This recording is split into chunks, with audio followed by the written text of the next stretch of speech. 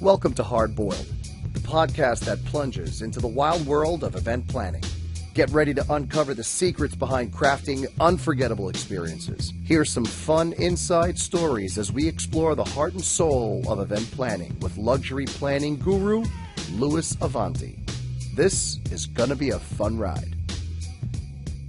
Welcome to another episode of Hard Boiled, where we have a raw conversation with pros in the industry about the event industry. We give away some secrets. Sometimes we talk about items that are extremely important, some unimportant, but we always keep it raw. We always keep it real. And today I am really lucky to have my good friend Ivan Piedra on. Ivan is an all-around artist. Everything he touches is creative, it's cool, it's well put together. He's an amazing photographer, and of course, he's an all-around good guy. So we're going to have Ivan on the show today and talk about a lot of things. Ivan, welcome to Hard Boiled.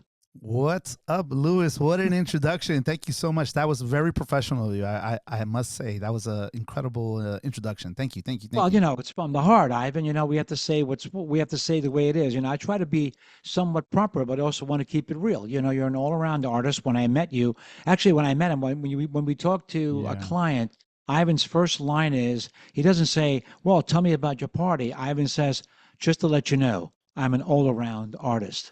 Because he wants them to know that freelance artist is what I am. Right. They're hiring an artist. They're not hiring a photographer. Correct. They're not hiring, a company that does graphic art or graffiti. They're not hiring a guy that does photo booths. They're hiring someone that is an artist. So everything that he touches has an artistic and personal edge. As you could see in the background, those are images of Ivan as a child or just a bunch of kids that he has from all over the world. Yeah, okay. I do have 4 children, but no, these are photos of me because I just celebrated my 50th birthday party, which you were a part of. Yes, I was. Very briefly my lovely lady decorated the room with photos of me when I was younger, all over the room, and I love these photos, so I like coming into my office and just staring at myself. He likes looking at himself. He likes looking at himself, how he progressed over the years and say, man, I'm so cute. How can I continue to stay cute over the years? Oh, man, I'm trying to stay young, my friend. Ivan's company is AGNYC. So what is that? What does that mean, AGNYC? Well, we have to go back, right? We have to go back to where it all started. Take me real back. Yeah, we'll take you way back. So I started off in this industry at 17 years old doing airbrush events as an airbrush artist by chance, literally working in an art store where this little old lady event planner walked in and she goes, hey, you airbrush? And I'm like 17 years old. I'm going, yeah, I airbrush. Sure. Oh, you ever do a bar mitzvah? I'm like, yeah, I've done bar mitzvahs. Of course I have. Don't even know what a bar mitzvah is. I'm a little Bolivian kid growing up in Passaic. Do I have any idea what a bar mitzvah is? No, at all. But whatever. I end up showing up to this event. She tells me how much you want to get paid. I'm like, whatever. What do you want to pay me? She goes, I'll pay you $50 an hour. At the time, I'm making $7 an hour retail, So $50 an hour is like millionaire stuff. Yeah. Yes, mind blown. So I show up at this party, and Air Graphics became what it became. Air Graphics Entertainment. And that's why Air Graphics NYC. There you go. Yeah, so Air Graphics was the first company that I had, which blew up over the years because I was very fortunate in the people that I met early on. And as that developed and grew, my photo booth business grew, and then my photography business grew, and it became very confusing for people when they went to my website for Air Graphics. When I have a high-end wedding client that's like, I thought you were a photographer, and they're like, no, you're an airbrush artist. Wait, what am I getting here? So we had to that's a very interesting point. And in our industry, you really got to be who you are and what you want to be. When you do too many things, you really confuse the hell out of people. Yeah. And you sort of like dilute your specialty. Correct. Right? Correct. I know that coming from the world of videography and then planning, I had to give up one of them because honestly, it was confusing people. And it changes the way you do business in a way, because you got to worry about too many things. And now you have 2 separate companies, right? Correct. Right. Correct. You have Air Graphics and you have Ivan Piedra Photography. Yeah, well, what's great about the way we've structured the company now is that AGNYC Productions now is the mother, right? Is Papa Bear. And under Papa Bear, the different elements that we do is there. And people still know that I'm the creator behind a lot of the stuff. But they also know that we specialize in just 3 really, really, specialized focal points at all types of events, which is our photography, video content, our interactive photo activations, and then we do all of our like fun, creative graffiti airbrush stuff, where we try to cater to whatever the client's needs are. So how do you jump? How do you jump though from like being on air graphics and doing Mm-hmm. graffiti and getting paid to do freehand art Mm-hmm. to becoming a photographer? How does that happen one day? What do? You're painting, you're hanging out, you're in this cool graffiti like, b-boy world Yeah, of the Super Bowl doing the Super Bowl, like right? Crazy. graffiti. Like, look at me, all my stuff. I do all Yeah, this stuff. Right? You did yeah, Super Bowl. I remember that, right, in Florida, yeah.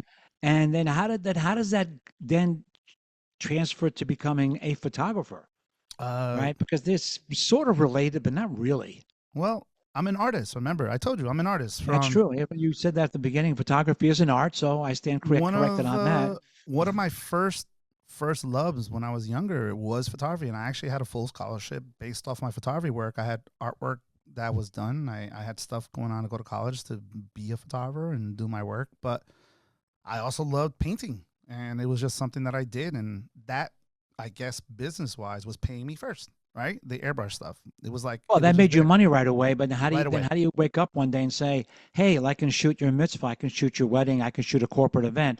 How does that happen one day and say, True "Who's this story. guy I'll, I'll that?" I'll tell you exactly how it happened. Well, tell me. When we were airbrushing for years, I now have a name in the industry for my air graphics entertainment, and they started seeing that we were doing photo booths because I went to every bar mitzvah all across the tri-state area. We were doing 300-400 events a Right, year. There was always a photo booth. There was always an airbrush right, artist. It was like the two fun things to do was an airbrush guy and a photo booth. So I said, fuck it. I'm going to correct. try to get a photo booth and start trying to do my photography work with that. So I tried to change it up a little bit and do something, different than what was out there. And some of the event planners were like, yeah, this is great. So they started hiring me for photo booths, which is great. So that's how I got into the photo booth business. I'm at an event, daytime event, super high end bar mitzvah in the city. For some reason, I can't remember the venue, the name of it. I want to say Gustavino's. Was that like under the bridge, right? Yeah, Guastavino. Yeah, it's under the Okay, bridge, under the okay. bridge, under Under the 59th bridge Street going. Bridge. Yeah. Beautiful venue, daytime event, airbrushing, and the photo booth. And the main photographer, high end guy, they probably paid him like $12K to do that event. Who knows? And event planners there. Everything's cool. Next thing you know, the main photographer leaves to go to his night event, leaving his second shooter with one camera. So it's only like an hour and a half left, maybe. So all the Right, formalities right. are done. It's good. Fire away, finish it up. We're done. B-boy group comes out. It was like a hip hop type of graffiti themed event. So B-boy group comes out to do a dance set. So they're doing a dance set. They're hyping everyone up. Everyone stops. We're watching. I'm watching. Everyone's watching. Photographer's sitting there ready, taking pictures. B-boy's doing a flip. Guess what? Flips backwards, lands right on the guy's camera, destroys it in front of everybody in the middle of the dance floor into like 40 pieces. Just Oh destroys it. shit, So we're that's like, crazy. oh my God. So what does the event planner do? She goes, Ivan, get your camera and shoot. I'm like, it's like a point and shoot. Like, no, I'm not doing that. She goes, get there Right. now. You got to act like the photographer now. The guy's freaking out. He's picking up all the pieces, calling his partner, whatever.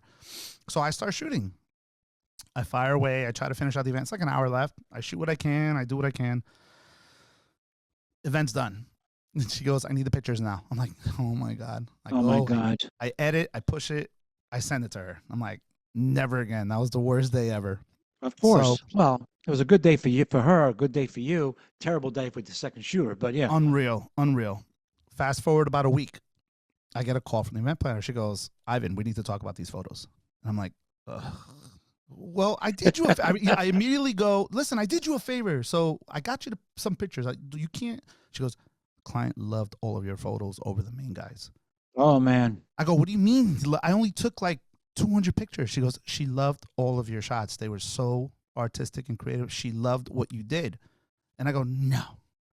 She goes, yeah. She wants to hire you for her next kid's bar mitzvah in 2 years. Oh wow. I said, are you kidding me? Like, I've never shot professionally, no lighting, No real equipment. I just took the tool that was given to me and I fired away as an artist. That's all I did. So And it's it funny turned how out, one door closes, another one opens. That poor guy got hit by Lewis, cancer. And next thing you know, you become the photographer, right? The crazy thing about this event, I mean, we're talking about A-listers were at this. The New York Rangers were there. Alex Rodriguez was there. Like his kids were Oh, there. wow. Like we're talking about high-end like people were at this event. It's the right And I'm event. and this person that hired me was a very influential New York society person that was in the industry, and they were like, that started my career right off the bat doing higher end events in photography. There you go. And it was definitely a learning curve because I still had a lot to learn. How many years ago was that? Wow. So my first paid bar mitzvah was at Life, the place to be. I have a lot of love for Steven and Sharon Zuckerman from Life. They got me in the industry there. They trusted in my skill set, and that was close to 15 years ago.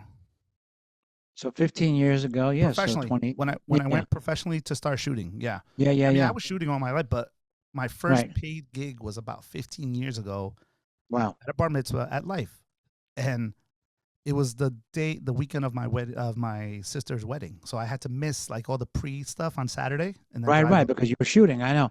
That's one thing about this industry, right?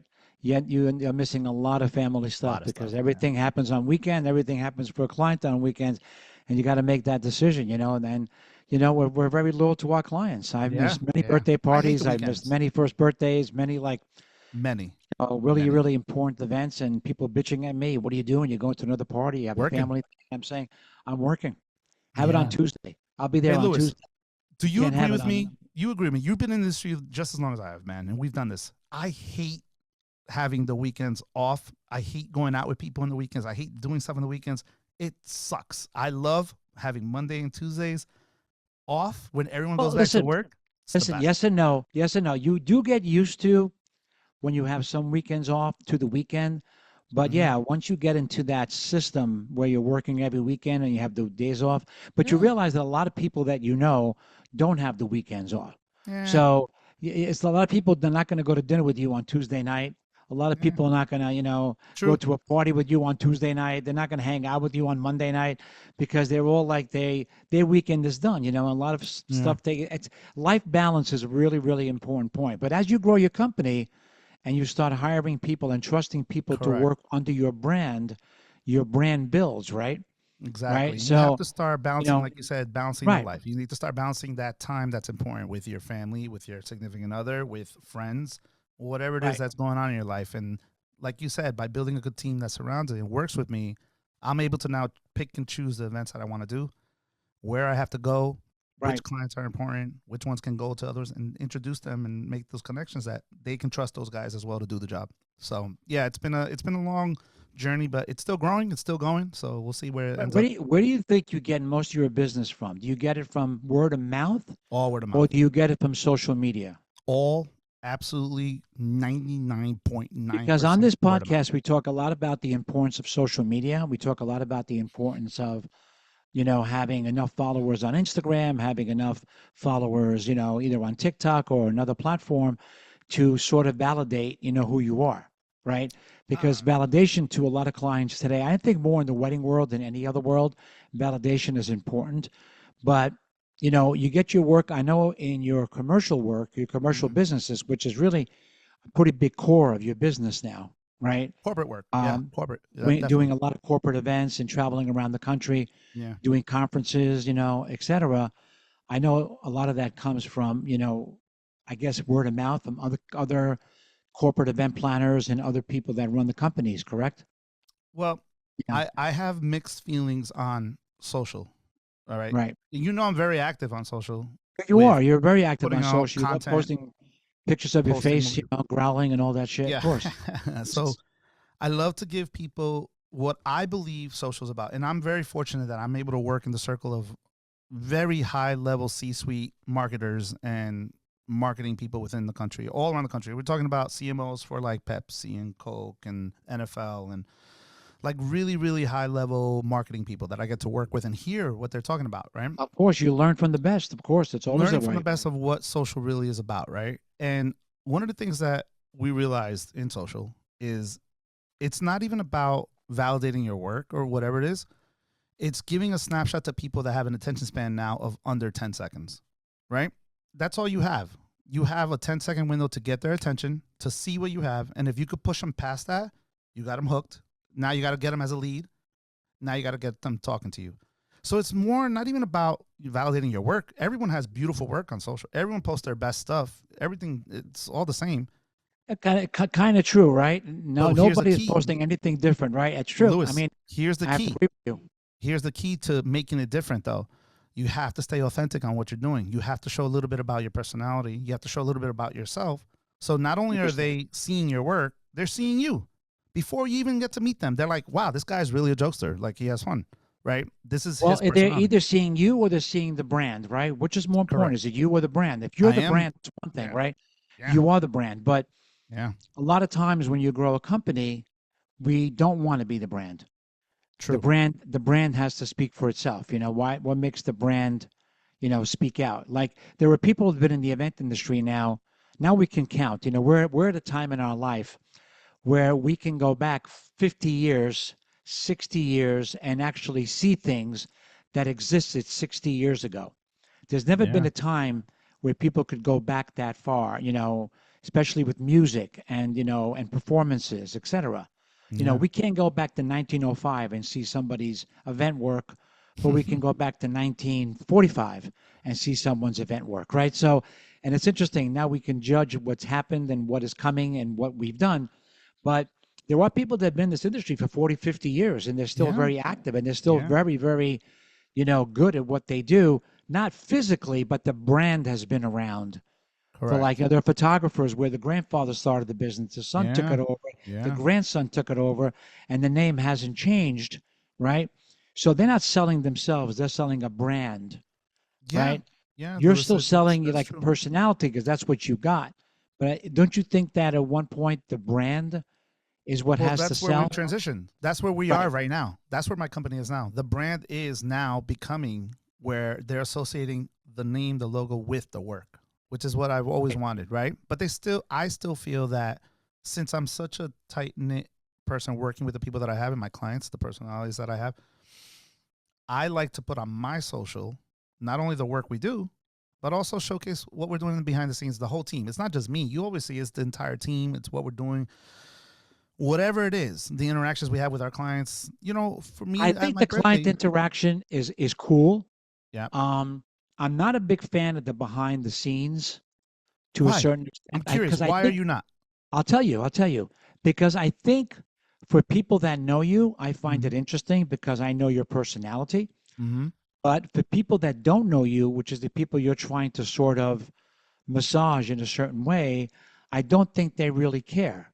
Like, for example, and it depends on what it is, right? Um, I think brands should sell feeling and emotion. Coke doesn't sell soda. Coke sells emotion. Burger King doesn't sell food, it sells emotion. Mm-hmm. I think that the bigger brands all sell emotion of what something makes you feel like, rather than sell the guy that invented Coke, or it tastes. They didn't even tell you it tastes good anymore, right? They just go ahead and just show a bunch of kids drinking it and smiling, right? The feeling and the But sensation. Louis, what's the difference? What's the difference between what they're doing in Because our event industry? because I'm going to your question of behind the scenes, right? Yeah. Do I care about a bunch of guys like really messing around before the shoot, and kicking each other and saying, "Oh, we're going to shoot this event"? I'm not saying you're doing that. No, I know that DJ companies do that, and they go, "Here we are, like on the stage, we're setting up." And I mean, from someone the point of view of getting married or having a party, I really give a shit what they're doing. Just want the outcome, Mhm. right? I'm just looking for the outcome. I'm not looking. I mean, oh, look how they think they're cool and everything. I don't know. I don't know. Maybe I'm right. Maybe I'm wrong. This is just my sensation. I don't care as much. If I know them, I look at them. Do I smile at it? Yeah. Do I laugh at it? Yeah. Do I care about it? No. For me, I just care about the outcome. For me, I'm looking what gives me the outcome. I love transformation. Like I love when you take a picture of a kid that is really, really kind of shy and make Mhm. him look like a rock star, Yeah. right? But then only the parents know that their kid's a nerd, and all of a sudden he looks like a cool kid, right? Yeah. Only they know that. But at the end of the day, the people that know him know that, and the people that are going to see the work know that, because who's looking at somebody else's kid? The friends, the relatives, and Yeah. obviously the immediate family, But right? how So about potential clients as well? that's sell, and there's a potential client, and that's selling emotion, right? Okay. More than anything else. But the behind the scenes stuff, I'm on the fence about it, right? Here's my 2 People cents. say to people say to me, "Oh, you should have shots of you like, working with the caterer and going into the kitchen and then going Yes. that." I said, "That's kind of interesting. It just means I'm working. I can see the value of me doing that because it shows a client that I'm all over the place and I actually care, or my team doing that, or me Mm-hmm. fixing a fork on the table and saying, "Okay, the shit looks good now. Now we can open up the room." I Yeah. get that, right? But to see like the photographer setting up for a shoot, to a certain point, I see the value. But at the end of the day, I can't show my final product. I can show a photo. You can show your final product. You can show a smile. You can show emotion. You can show stuff with music. You can put your images to music, and Mm-hmm. it delivers so much emotion. So social media for me is a little bit of bad, and I'm still like gravitating to understanding what the hell it all comes down to, and Yeah. how the algorithm sees it and how the algorithm sells you. But Yeah. I don't know. What's your take? Okay, so right off the bat, Lewis, you're thinking of it on a personal level, right? Of Of how course. you feel what it is that social should be. Get that out of your head right off the bat. Think about the teams that you're marketing to. Who are the people that are looking at your stuff, right? You got to understand how social works, right? So you have two main things to your social media. You got your post, which is a curated, finished photo with a post about exactly what it was about. Oh, here is Joe Schmo's wedding on this venue with these people. Look at this beautiful finished product. That's your Correct. post. Correct. Done. Your story, you have to utilize your story because that's what most people look at. Your story tells the actual story about you and what you're about and what your brand is about. So with you doing these things, like you showing up like, oh, wow, on my way to a client meeting right now. And they're like, oh, look at Lewis is going to see. Oh, look at this beautiful space Lewis was just at. Oh, look what Lewis is doing now with this florist. Look at these plans. Oh, man, I can't wait to see what the outcome is. So you're doing the lead up. You're the trailer. The story is the trailer of what you're doing. And if Good. you don't put stuff behind like that, what happens is you don't feel authentic. You're just putting out the same shit that everybody else is doing.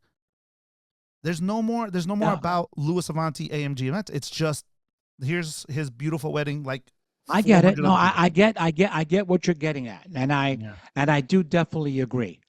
Right, That's I where do you have to definitely agree. understand that the change is. There's an interesting level. Some people care about where I'm going and what I'm doing. Why is my life so like charmed that Mm-hmm. I'm going to go taste food again this month, right? Yeah, And I'm yeah. going to go to this beautiful place, and I'm going to go there. We live in different worlds, you and I, right? Correct. Where you're concentrating on one part of the industry, I concentrate on all those parts of the industry, right? Yeah. And of course, I can be authentic, and I get that point. I think people do care, but then at the end of the day, maybe it's because I don't care as much, and I look at the product because I know the people, Yeah. and I get where you're coming from. Look, I've had situations where I went to meetings with clients, Yeah. and I've had clients say, "Today we had an awesome meeting, but I realized you didn't post it," right? Yeah. And I'm like, It's weird. is she offended because she thinks that I didn't really like her that much to post it? It wasn't important enough. Notices I didn't post anything, right? But Correct. I understand your point. I appreciate that commentary because I think people have been drawn to really are interested in what other people do, even if we don't know them. Lewis, it has to feel the only way you make a real connection on social, where you get real engagement, you got to be authentic on what you're about. You have to be. If it means you cooking dinner one night with wifey after a long day of work, you say that on your story and you go, you know what? I just had like the most awesome event, but you know what? This is time for me. Like, look what my wife did tonight, and tomorrow I'm going to show you what I did on my boom. So people they're following your story, man. They're following what you want to do. That's how you have to think about it. I'm a living reality show, Ivan. We all that are. what- That's what We social all is. are. We all are Unfortunately, that's what it is. living reality shows. Yeah, when I post stuff about where I'm going, I immediately get engagement. I'm like, oh shoot, where are you now? Where are you headed to? What can I see your gear? What's going on? How's that happening?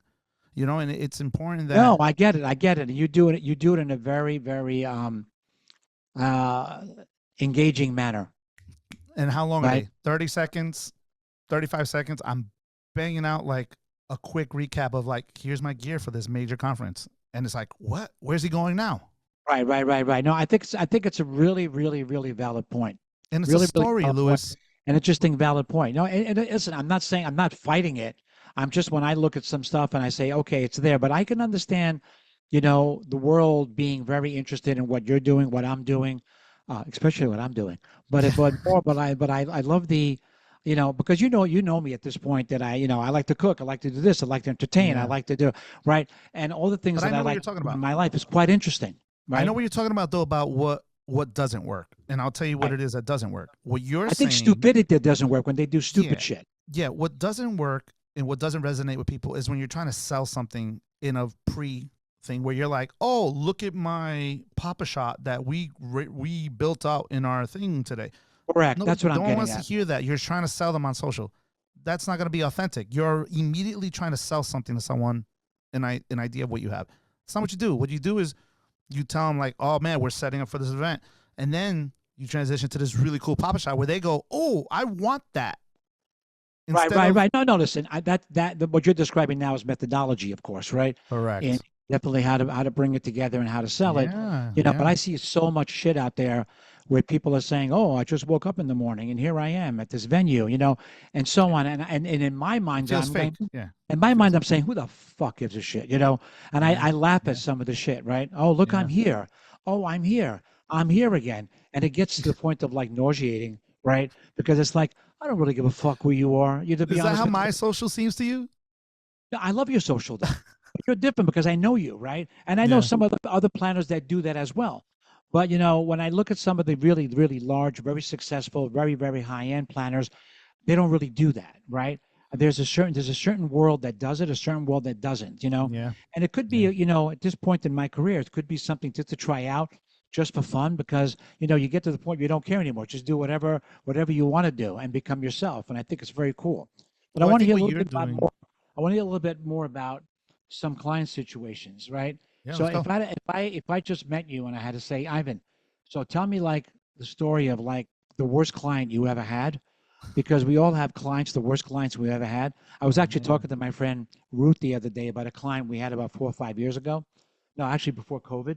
Ay, ay, She ay. probably was the worst client on the planet, and getting through her, I should have been canonized as a saint, just to get through it because she was very bipolar, and she Yeah. would come in and say, "Oh, I really love you," and the next morning she goes, "Get the fuck out of here! I hate you," that kind of stuff. She was like really, Yeah. sort of like all over the place, um, manic panic. But what's some of the and then you have to deal with it. You deal with clients like that. Yeah, I just smile all the time now, and I don't take it to Yeah. heart. I say I'm sorry you Yeah. feel that way, but and then you never get a thank you. You never get, well, you just saved the day. You just saved this. You just did that. And I would not rather talk about my stories. Let me hear about your stories. Do So you ever have a situation that was really difficult with the client? I know you fix it at the end, but give me a nightmare. Give me a I nightmare guess story. Lewis, for me and my career, it's been very it's been two levels of my career, right? The Right. beginning part, because I started out as an airbrush artist, photo with attendant photography, and I built a lot of relationships with event planners and entertainment companies. I never really had to deal with clients direct. That's I true too. dealt with a lot of the people that were dealing with the clients, Well, and you I can was say cool with that that. the event planner was your client in a way too. So Correct. if they were annoying, Correct. right, and So over the that's top where and I'm trying to get unreasonable. at. Where now I do deal with clients direct, but it's a different type of client. It's not a private event because there's such a difference between a private corporate client and a private, I mean, a corporation type of client and a private event type of client. I understand from the private world that that client and that kid's bar mitzvah has been planning this thing for years. And in their eyes, in their world, that's the only event that's happening. Correct. So I always come with the understanding as a parent, as someone in the industry, when they're stressed, then I'm not doing my job to keep them at bay and keep them calm with, because they've hired me because I'm good at something. Whatever component they're hiring me for, Correct. they're happy with it. My job is to deliver and to keep her calm and keep the event planner knowing that we're good. So that way she's good. So yes, there's clients that are wacky and crazy, and I've had many of them, many of them. But bottom line is, as professionals, what's our job?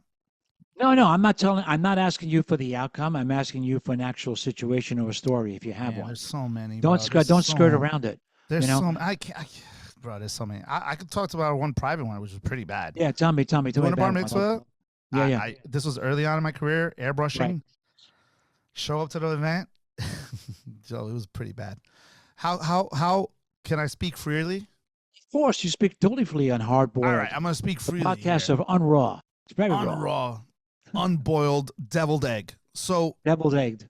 I was at an event here in Jersey, early on in my career. I might have been in my 20s. I show up to this airbrush event, I have my backdrop, have my nice easel, wood. I used to have this big wood easel that looked cool with all my guns connected to it. I spraying away.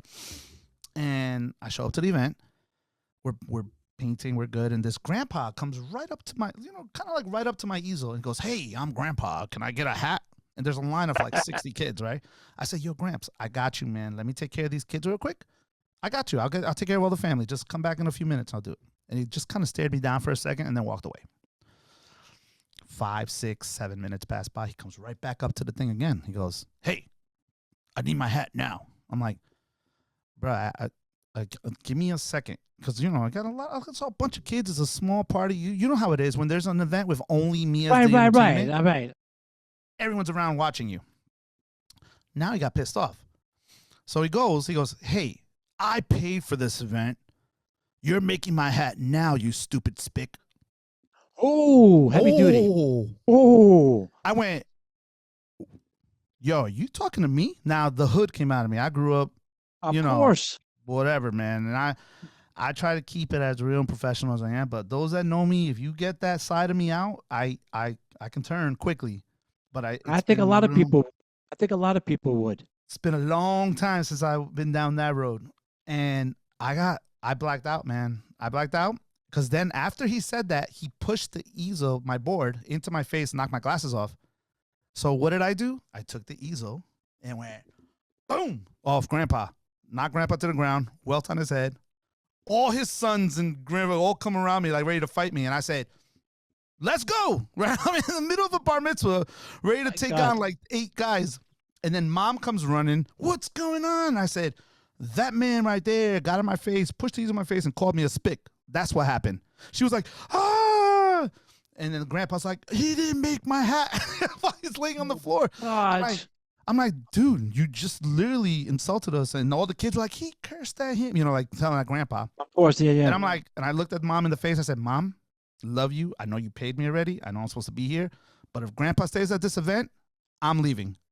And I'm not going to have all your husbands and brothers and everyone looking over me like they're going to jump me. So what are we doing?" She said, "Hold on, everybody calm down." So everybody kind of split up. Event planner come running into the room. "What's going on?" I'm like, "I'm leaving. You got paid." I said, "I don't care. My money, I'm out." The party's over. Yeah. I felt bad because the daughter started crying, like the little bat mitzvah girl. Right. She was upset. And I said, "Listen, just keep Grandpa out away from me. I'll go into this back room over here and paint. My assistant will take orders. We'll just make it happen. But I don't want to see anybody else." Then the father came and apologized to me and said, "I'm so sorry about that," and this and that. But yeah, that was my crazy. It's a very, very hard situation.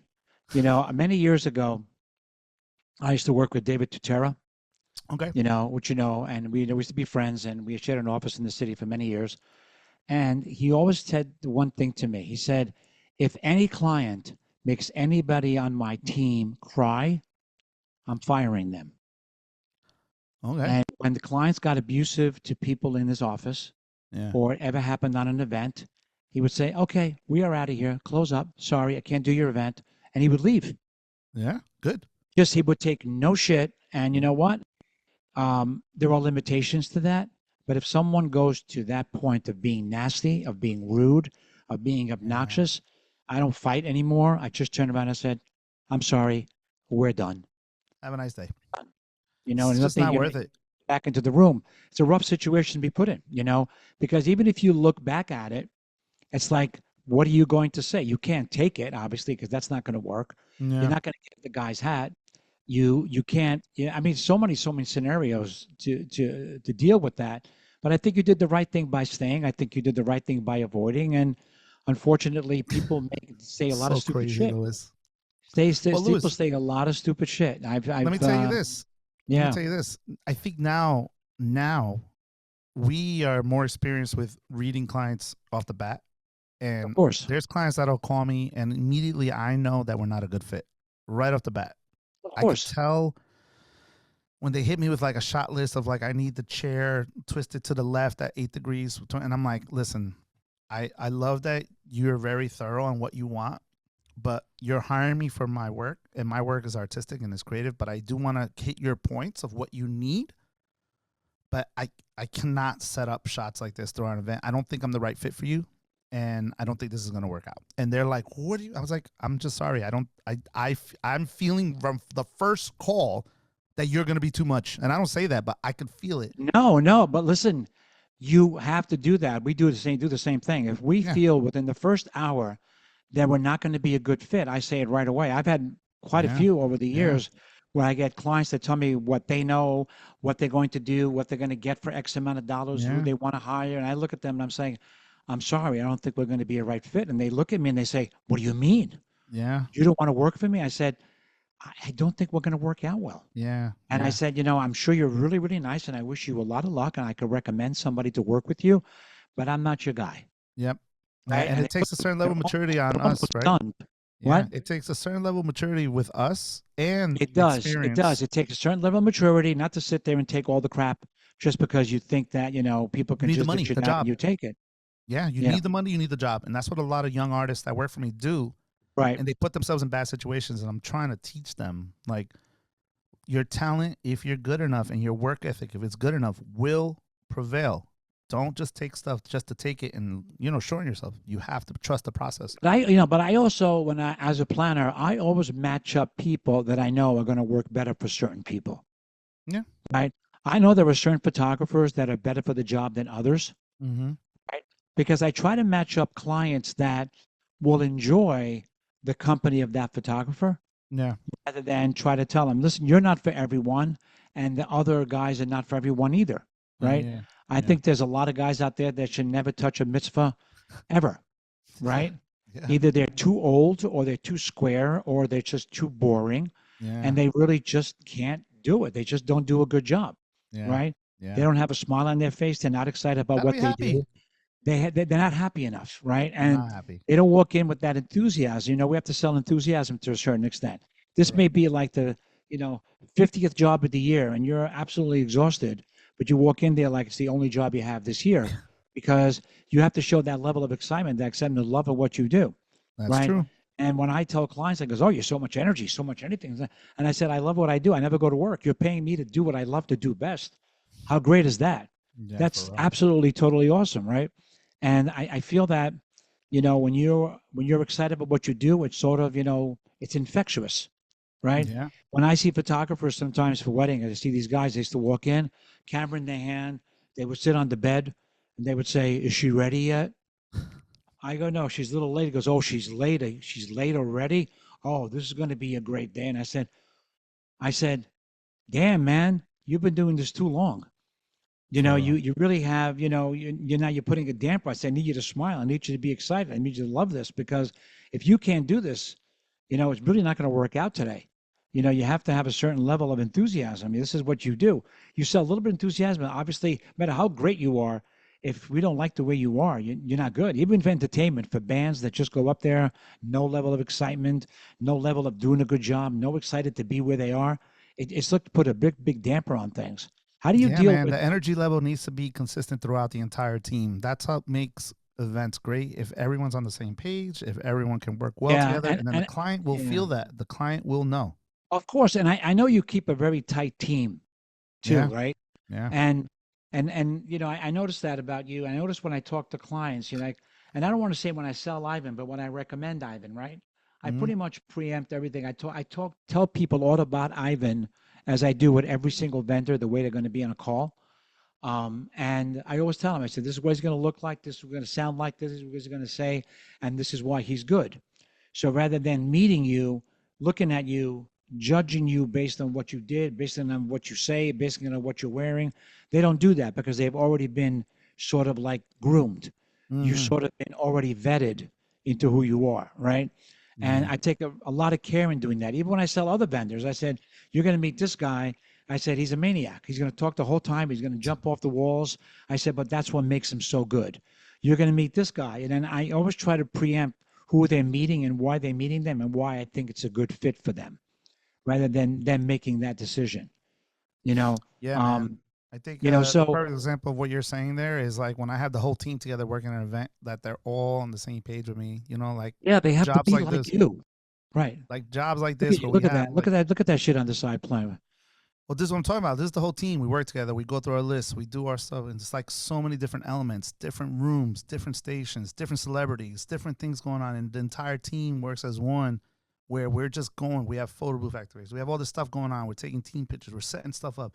Like, like you said, the entire team from event planners to the entertainment crew to the people that are there, they all have to work together so that this comes together, right? Like this whole event comes to life. So Yeah, and it's it comes super to important. life, and it comes to life, without any kind of like different personalities being involved. Everybody, Yeah. I know you surround yourself by the same people that you are, right? We surround ourselves by like-minded people, and I know that Ivan is really, really good to his staff, and I've heard that from a lot of people in the industry, right? Hmm. And Ivan has connected with some of my friends for many years, and they're doing some work together. But tell me some of the major clients that you have now. Give me some idea of who you're working with now on the commercial end. Well, currently our corporate client list is we have some really pretty big logos now that we work with. Obviously, my biggest one now is working with PwC.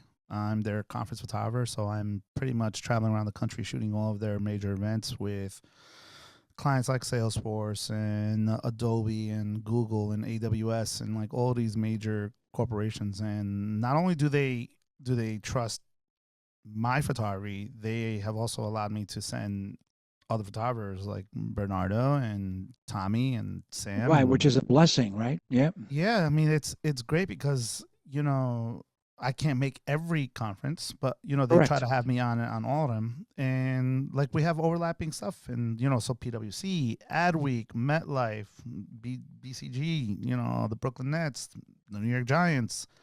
I mean, the list goes on and on and on, and these are like big clients. The governor's inauguration. You know, Yeah, I shot the New Jersey governor's inauguration with yeah, it's Mickey funny. Every Show time and Mikey I'll Show. Yeah. text Ivan during the week and say, "Hey, what's going on?" He sends me a picture of him and the governor. And I'm saying, "This is where I am right now."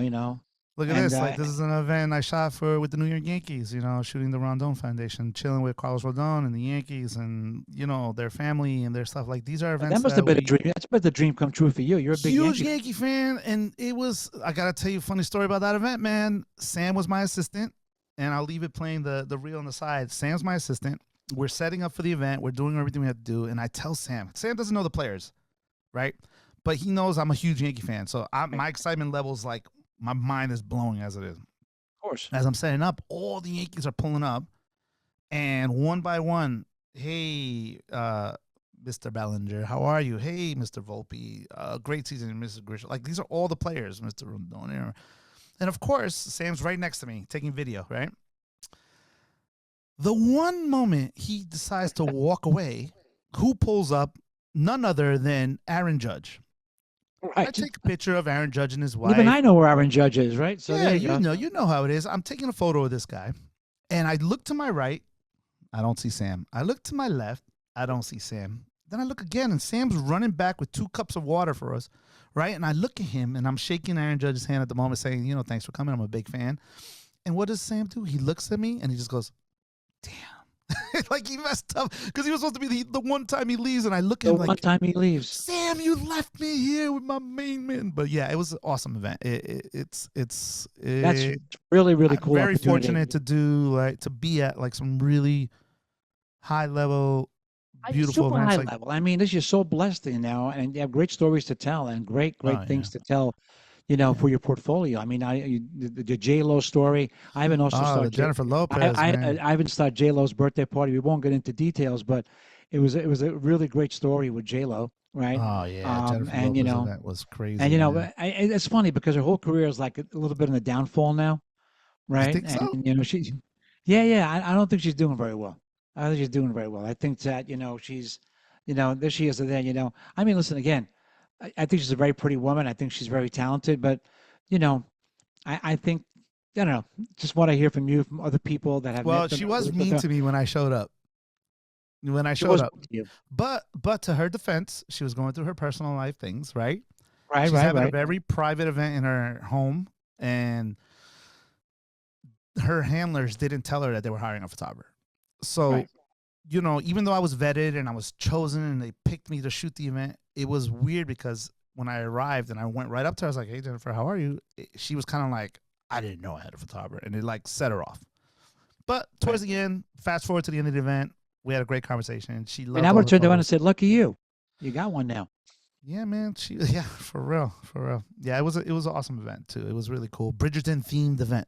So Yeah, yeah. that was You pretty told me fun. that Bridgerton team there in the Yeah, Hamptons, right? man. That's hot right now. I just shot the Bridgerton theme thing for Netflix recently. We were in the There you city go. shooting. There you go. You Yeah. shooting for Netflix too. I Man, mean, I'm trying, so Lewis. I'm trying to be like you. I'm trying to be let me ask famous you like this you. question, right? So Yeah. as we move into the event world, we all set our goals. I know what my goals are for my company over the next 10 years, Okay. uh, and I know my goals are for the next 5 years. And I'm working on a lot of different projects in the event industry, not just planning. Yep. But what do you see like in 5 years, 10 years? Do you have a goal? Do you have a set path, Oh, absolutely. or you're just taking as they come? No, no. I absolutely have a plan. My plan throughout life has been I've been hitting my marks every year of what I needed to do. Let's put it that way. From the time I started airbrushing, 17-year-old kid painting airbrush t-shirts to now running a fairly large company, pulling in big clients with a team that's amazing. We still have a lot of work to do. Right. I have business mentors that I talk to. Um, I try to educate myself all the time on how to be a good leader, not a boss. I hate when people tell me that's my boss. I'm like, I am not your No, no, I'm the boss. same way. I always say I people work with me, not for me. Nah, man. If you're part of my team, I want to be a good leader that you can look up to and follow from all components of what I do, from my work ethic to Correct. my skill sets to whatever I'm doing. I want to give you that because you're part of this team, and I need you to execute at that level. Of And if course. you do that, you will be successful and you will be fine. But if you don't, then that means you're not putting in the same time and effort that I do. But anyway, back to that building. Yeah, I have goals. I have every year we have certain things that we talk about with the entire team of what we want to try to reach. We have a 5-year plan. I have a 10-year plan. I have a So you 15-year write it. plan. So you actually write it down. Oh, I have it all written down, all my notes, Okay, all my that's stuff. really Yeah. it's really important. I did that for years, and I stopped doing it. Then I'm doing it again. So you write them down, and then Right. you reverse engineer it, right? You basically say, okay, so this month, in order Yeah. to get to that goal in 6 months, like which is going to be October, right? We have to Mm-hmm. do the stuff to make it in October. We have to work in April, May, June, July in order to do what we need to do in October, right? Is you Correct. doing it that way? Or are they financial mostly, or they're like No, no, goals to no, like, no. They're definitely not financial. Well, it doesn't have to be. I mean, obviously, there are some elements to the business that right? require investment, right? But the main thing that I see is exposure. It's understanding and putting myself in the right room with the right people, right? Because I that's mean, the yeah, way well, that I that can. that you're doing already because of your talent and personality. But let's say, is your goal to be on both coasts? I'm already there. That's not. Yeah, well, you don't need, well, you not because you're working there. I'm saying No, no. to I have a have teams presence set there. up in Los Angeles, San Francisco, Chicago, Miami. I have teams set up all across the country already that are covering events for me now. But it's more than that. What I'm trying to build with my company now is to be a true agency, AGNYC, to be a true agency throughout the industry for what we specialize in. I don't want to step in other people's lanes. I don't need to. I know what I'm good at. I know what I'm proficient at, and I know what my team can be good at. We don't need to start trying to do things that we're not good at because it's just going to cause headaches for me down the road. But there's a clear separation between the social event world Oh yeah. and the it's called the industrial commercial world, right? There's a Mm-hmm. super clear separation. And I know for many years when I was a videographer, I would clearly define those worlds, right? Yeah. Because I felt that my commercial clients were not cool with me doing weddings. And I know that Yeah. my wedding clients didn't really give a shit what I did as long as Yeah. I did their wedding, right? Yeah. But I know that the doing a bar mitzvah, although it's profitable, does it make you look less professional to, let's say, Coke, right? Because you're not a commercial photographer anymore. You're a social photographer Correct. that's dabbling in commercial, right? So, I mean, they're clear definitions. So when I say you see your company, you say you have teams in Miami, Chicago, LA, whatever. Are those teams mostly on the commercial side? All Because I corporate think photography, all all corporate corporate. clients. Okay, Yeah, they're all not. corporate. You're not looking to hit the event planners in No, Chicago to do mitzvahs, no, right? no. I mean, hey, if they call me and they want to fly me out and pay me, No. I'm That's but irrelevant that's to the not the goal. No, conversation. no, Of no, course, you're not going to turn away the work, but no, you're not actively seeking that growth no, in that lane. no, no, The no. lane the lane that you're seeking is more that Well, that commercial work. you know this as well as I do. Dealing with corporate clients and dealing with in the corporate world, the key is developing that trust level with. It is so much easier for a corporate client to hire me, onboard me, go through the entire process, and keep me for the next 10 years doing the same 12 events a Yeah, year. because they don't want to. They don't want to start hunting, refining. As long They as you do don't a great want to job, do it. They no. don't want to do it. So I know in my books, I'm getting retainers now for a full year of, money that's coming in that's already set. They're like, Ivan, here's, 60K, just hold these dates. Here's 100K, hold this for these dates. And I'm like, Right, the fuck am I but going to do with again, this money now? Like, what do you, you well, know? yeah, I know, of course. Well, you keep it in escrow, but the end of the day, that's what the difference is between that and the private world, right? Correct. But the Correct. private world, oh, I have two kids. You get to do both parties, and then, oh, my Done. cousin may hire you. I don't have any cousins. I don't have any more kids. Yeah. Oh, Yeah. one day you'll do their wedding, and I'm like, really? Yeah. So it's definitely when you look at the commercial process, as you say it, there's definitely more profitable. And honestly, it gives you those weekends we were talking Yeah. about, which are sort of like, you become part of a real world, right? You're not off on Yeah. Monday and Tuesday anymore. You're off on Saturday and Sunday because they don't really do a lot of stuff unless you're doing setup. But I agree with you. I think that a lot of effort, especially since the iron is hot, is should be really put in that PR and that development and that outreach Absolutely. to be in those Absolutely. worlds. Absolutely. And the key is There's a that lot. I'm There's a trying lot of ways to to. There's a lot of ways to grow in business, Ivan. Right? There, absolutely. there's the way of through talent, which where you have grown so far, and there's also growth by acquisition, Mm, right? Where you buy an existing company that has an account, yeah. right? There's growth by partnership, Yep. right? Where a company is there doing it, but they want to do it bigger, and but you come in and you partner up, right? There are a Mhm. lot of ways to do it, and you don't have those growth opportunities in the private world. The private world is like the difference between having a supermarket or having a grocery store, right? The grocery store sells this and it doesn't sell Yeah. everything, and the supermarket sells everything to everybody all the time, open till midnight, 7 days a week, every single day, right? Yeah.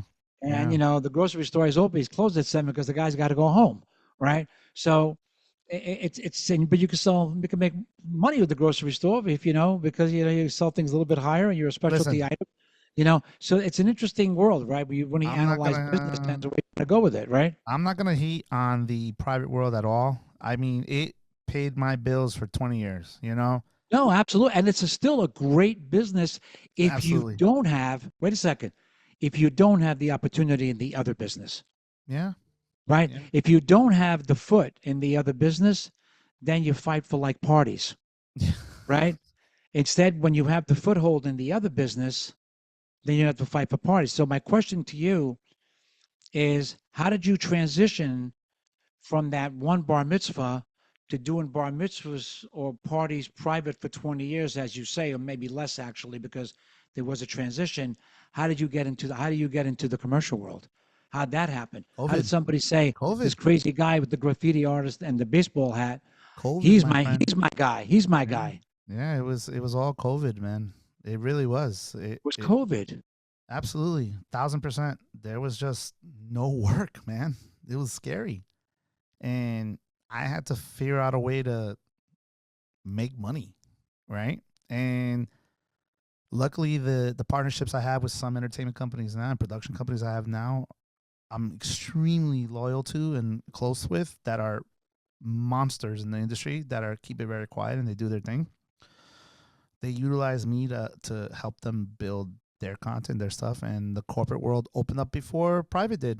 And I had to make a choice. Like, I need to adapt. I need to pivot a little bit, which everyone hated using that word, pivot, pivot, pivot. But I had to adjust everything that I did for the private sector into, now how do I sell myself to this corporate world where I'm different than any other corporate photographer. Right. And I did it. Or as good as, right? Right. Well, I definitely, not to toot my own, I know I'm better on a lot of levels because of my creativity. I'm not just a classically trained photographer, where I have photographers that I work with that, you know, they went to school photography, they were this, and they learn, they know everything about the lighting. I know. They're like, oh, you know, how many stops are you this? And I'm looking at them like, I don't know, man. I just know that I know what to do. And it looks good because I'm using the tools as an artist of what I feel is going to look good. Yes, I have all the best tools in the world to do it, but you can't, I will never compare myself to a photographer that's been going to school for 20 years and classes and correct. No, I understand. I'm not Different that guy. World. Yeah. So those opportunities opened up for me during COVID to work more corporate stuff. And I just changed my entire business plan, and AGNYC came to play, and it just, everything just fell into place, and it just, you know, a lot of work and a lot of stuff, and changing like all your decks and all of your sales, you know, tools, and getting staff to help with like doing new parts of the business, right? Because it's different from the private. Yeah, and listen, in the corporate world, I also feel that the momentum is totally different. You know, what's important to at a party is obviously very different than what's important in the corporate world. You know, your coverage now, and I don't know that world in photography at all. You know, I did industrial work for a long time, but I was creating films for them. I wasn't covering events for them, right? You know, so what is your, I mean, what's the process of like in a conference? Is it obviously shooting the speakers? Is it shooting any headshots? Is it shooting what's happening? Because the pictures don't talk. So how do you, you know, what's the key there? What are you shooting that makes it so important to look back at? Is that one shot of product? Is that one shot of people? Is that one shot of the CEO? What is it? What it is, and here's the secret sauce to becoming a great corporate photographer, is a deep, deep understanding of your client's marketing and internal needs. Once you understand and you have these conversations, because a lot of photographers don't have these conversations with them. What are your actual needs? Why are you hiring a photographer for this corporate event? Is it just to get pictures to throw on social? Maybe I'm not the guy, because you might find someone cheaper, you know, than me. Not to I'm not trying to like downplay what I do, but I might be. So you have a meeting. So you have a meeting with each corporate client before, trying to discover their needs. And do they always know, or do you come in and chime in? 90% of the time, clients have two major needs. Well, the reason why they hire a photographer, they need instant photos for whatever it is for their internal client, for their internal working, whatever it is they do internally. They need a shot of like a booth they built. They need a shot of this one speaker, like immediately to post on LinkedIn. They need immediate documentation, right? Okay. So part of my process is, once I have this understanding of what my clients need, both for their marketing needs and for their internal business C-suite people, whatever it is that they're wanting, we have a new connection. They don't have to explain to me now when I show up to the next event. Correct. They know by a shot list, they know what I need to, I already know what they need because we've had these conversations. I already know what shots are important for them. I already know. So they don't have to even worry about it anymore. So not only are they getting what their needs are, but they're getting it really well quality work, and they're getting it fast. But I'm assuming also that a lot of the corporate clients, a lot of the people that you shoot, even though they're different companies, all basically need the same thing. No, it's very different. They don't. Okay. Yeah. They don't. I'll give you two examples right now. Yeah. So you have PwC, huge corporation, one of the big four, right? They shoot with partnerships with monster clients. We're talking about, let's take Salesforce, for example. We were out in San Francisco, me and Mike shooting, and we had a shot list. And we needed to cover the speakers. It was super important for them. They were like, we need our speakers that are talking for PwC on stage. We need pictures of all of them quickly. So this is one of the first few events I did for them. And I shot it like I normally do. I overshoot. I get a lot of content. I edit, give them an album with like 200 pictures of each session. And I'll never forget the guy that runs, everything. He comes up to me and goes, Ivan, pictures are great, but too much. I go, what do you mean? He goes, way too much. I go, I'm in my head. I'm like, it's like 150 pictures. He goes, I need 5. I go, what do you mean? 5 pictures. Pick your 3 best and move on. I said, so I have a list here of 20 speakers. You want only 3 pictures? He goes, that's it. So I ended up redoing that whole album and delivering him a 200 picture gallery for PwC of the best shots only over 3 days. And I'm like, yeah, but you know what? I understand this point. He just needed what he needed. He doesn't want to start thinking.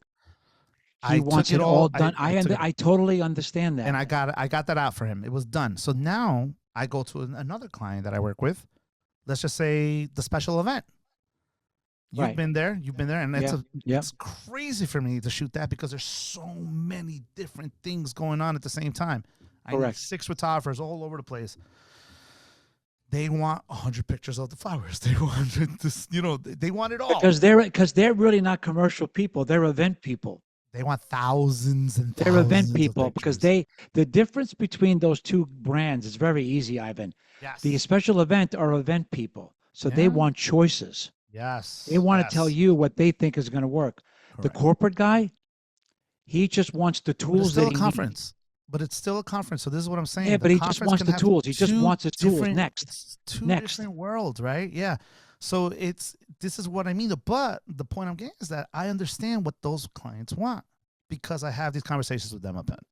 Right. It's funny. Many years ago, Andy Marcus, very famous photographer in New York for many years, big company, right? Never heard of him. And he turned around. I never heard of him, right? And he turned to me once and he says, I'd rather have 100 photographs of a wedding than 2,000 snapshots. Yeah, man. Right? Artwork, baby. And he would say 100 pictures, that's all they need to look at. Yeah. And if you think about it, right? Mm-hmm. The photographers today, I'm not particularly saying you, there are guys that still do 4,000 photos of a wedding. Too much, man. Right? And clients get so annoyed by this quantity because it's not that they need more. It's the same people wearing the same clothes, just doing something else. And it doesn't really, fit the purpose. 100 photos of, telling a great story is absolutely amazing. You look at National Geographic, they cover something, in Africa of an animal. Yeah. There's like 18 pictures of the whole thing. It covers an entire, massive story that took a year to shoot, right? But that's the job, right? Right. That's the job of the photographer. That's my job. Agreed. How do I capture what I have to capture in one picture? Exactly. And that you said it. So, poetry is evoking emotion by words in the smallest possible amount of words. Not an essay. Yeah. Poetry does it in five sentences. Same thing with photography. That one picture covers the entire event. Yeah. I'll tell you a funny story. Many years ago, I got to a client's house for a project that I was doing for a school. And you'll like the story. And I walked into her house. She lived on the Upper West Side. Yeah. And I walked in, Ivan, and I looked up at the wall, and I saw the Michael Jordan picture of him dunking. Okay. Remember that picture of him dunking? I'm sure then there's I looked many, over, but... and it was the Olympic picture of the girl that ran with the prosthetic legs. Okay. Right, running. Then I looked to this side, and there was a picture of Tiger Woods, on the thing. And I'm saying, my God, this is an amazing photographic collection. And I walked into the kitchen, and the whole wall was all these pictures, and I knew every single one of them. The girl on National Geographic with the blue eyes. Yes. The Iranian girl. Yeah. And I'm saying, where did you get all these photographs? She goes, you could thank my husband for that. He's the photographer. I said, that's your husband's photos? Wow. She goes, yeah, don't get too impressed. It was like I said, impressed. I said, I'm blown away. Yeah. Is he home? She goes, no, he's not in. But that was her husband. That's that took crazy. every famous photograph, right? That I mean, so it was on I don't know, 25 Life magazine, National Geographics, the cover Yeah. of Sports Illustrated, Yeah. everything. He took every photo, right? Not nuts. That became famous. And she goes to me, well, how much is this going to cost me? I was doing a project for her. I forgot what it was. It was a video for a school that she developed. And I said, well, I have to work out the numbers. I said, how about we do something else? She goes, what? I said, I'll do it for nothing if your husband takes a picture of me. And she looks at me, she goes, that's never going to happen. I said, okay. It was like one of those. But I remember to this day how blown away I was Yeah, just from man. those one images, Telling you. right? What a It creates photograph emotion. can Yeah. do, right? Yeah. It's nuts, man. I'm telling you, that's what I try to do with my bar mitzvah shots. I try to get those iconic one shot And and family and, pictures. and you have for some of Yeah. my clients, you have done that one photo Yeah. where like, you know, it was amazing. You did the girl on the horse. Remember that time? Oh man, Oh, that was and it was a awesome. Sunday. It was cold, and I even shot a photo too bad you can't put it up, of a bride, of a girl on a horse with the horse's breath was like in the photo, and you could see Yeah, it come man. out. It was like a haze. It was so awesome. The mother like flipped out. Then that other kid on the football field. There's so Remember many, playing man. football? And so many So of them. many. Yeah, the kid with Yeah. the guitar, Yeah. and there was just so many of them. And that's really the difference between you and a lot of people, the artistry behind that one photo rather than just taking snapshots. Remember this Uh, family? the what? Look at the Mason. Remember? Yeah, I mean Mason's family. I mean, my favorite, one of my favorite clients. We do the next Yeah. party.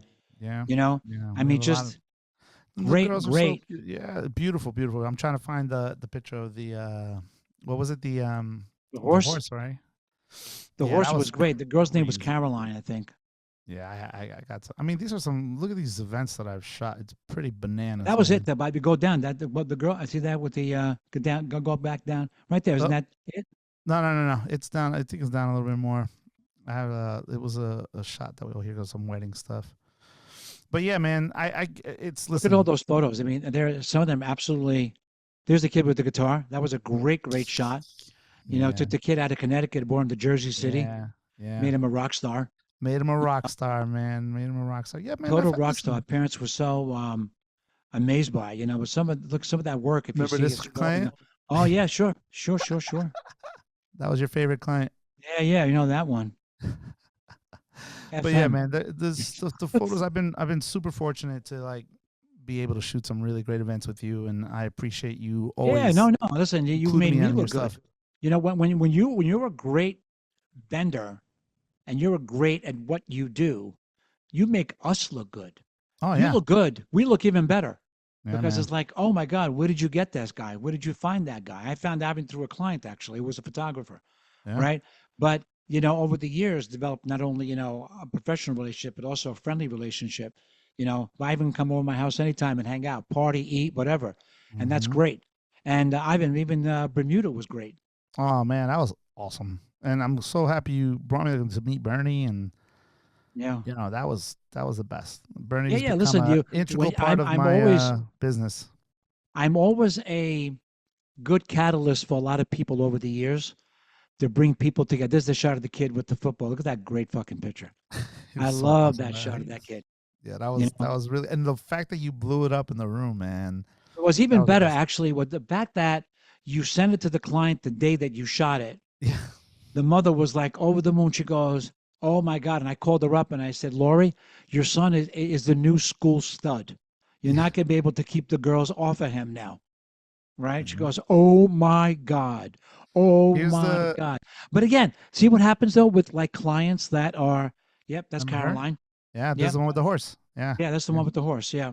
yeah, yeah, yeah. Um, and it's like, you do these images and the kid has, they have another kid, they have another kid, another kid, and that's where it ends. It doesn't, but in the commercial world, there's so much more. Like, there it is. There's the shot of the horse. Look at that. Gee, they see, Ivan, this is not regular photos. This is something that has to be like, if there was ever like a contest or something like that to put it in, it's like, Look at her. That's the there you pictures go. of That's you taking over. shooting the horse. Yeah, man. Yeah, Yeah. That was like a Sunday morning impromptu, like at 9 a.m. or something like that, you know?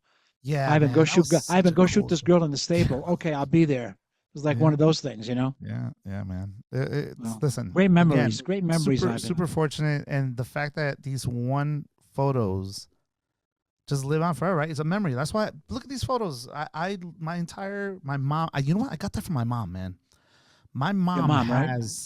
has in her basement and in her house hundreds of albums with photos, prints, Printed, which is the best thing in the world. Printed. People, things we can prints. touch and see. We opened them up and there's just old photos of like these pictures you see behind me, like they blew them up and scanned them in, but they're printed, man. And I tell my clients, like, they ask me sometimes when I'm doing private work, they're like, oh, we don't need the pre-shoot. And I go, yes, you need the pre-shoot. Absolutely. Your son or daughter is going to change so much in the next 5 years, and you're not going to, that's the last time they're going to look like a child at that age. It's a really good point. Remember And that I try Sweet to 16? explain to them. That Sweet 16 you shot in the parking lot? Oh, murdered it. It was Murdered raining, and we just went into the American Dream parking lot. And Yeah, but hit her with you're different able lighting. to. She was a great model. That girl. She was awesome. Yeah. Wonderful What was her girl. name You again? know, I I forget remember her name. I When remember was her that? name. When I don't what remember years that. were Yeah, that? it was a Brooklyn job. I don't remember. No, but was it in Brooklyn? Oh yeah, it was the Italian like Was it restaurant or Gargiulo's in something? Coney Island? Yeah, the Italian restaurant. Oh The man, parents her hired me to pictures do the were party. crazy. Yeah, I I don't forgot know. even where they found me, the mothers, but yeah, they were such cool people, you know. Yeah. And Yeah. the photo was just absolutely spectacular. We enlarged those up also. Yes. That was shot in a parking Yes. lot. I'm trying That to was remember when we did that. That was post. 2019 probably. Yeah, I mean that job was bananas. Was it post COVID? Was it 21? No, it was pre COVID, I think. No, man, I don't know. I don't even All I remember. know is that we did. She was like a gymnast or something, right? She was like, Yeah, she was a spectacular model. I mean, she was way ahead in her years. She was intelligent. She was like well spoken. She knew what yeah, she wanted. yeah. She was great. She knew, and she was super sweet. Like she was just Super. like let's just have fun with this photo shoot. It didn't Yeah, care yeah. that it was We've been lucky to raining have or such. yeah, We've been lucky to have such amazing clients over the years. You know, with that. yeah. So All I'm right, going to well, wrap this up. I'm going to wrap this up. Otherwise, we'll talk forever, and that's not a bad thing. But I'm very happy that there she is. Miley. That's Miley. That's Miley. Yeah. That I'm very happy that we got together. We finally did this podcast and got some insight into your business, Yeah, some insight man. into your Thanks for goals and your having me. past. I appreciate it. And it was great. It was great, Ivan. And thank you for being on Hard Boiled. Hope to see you soon. Hope to work together real soon. And hope Yeah, to man. create some more memories Let's with go you, out there man. and shoot. Let's do it. Do it. All right, brother. See you later. Thank you. Peace.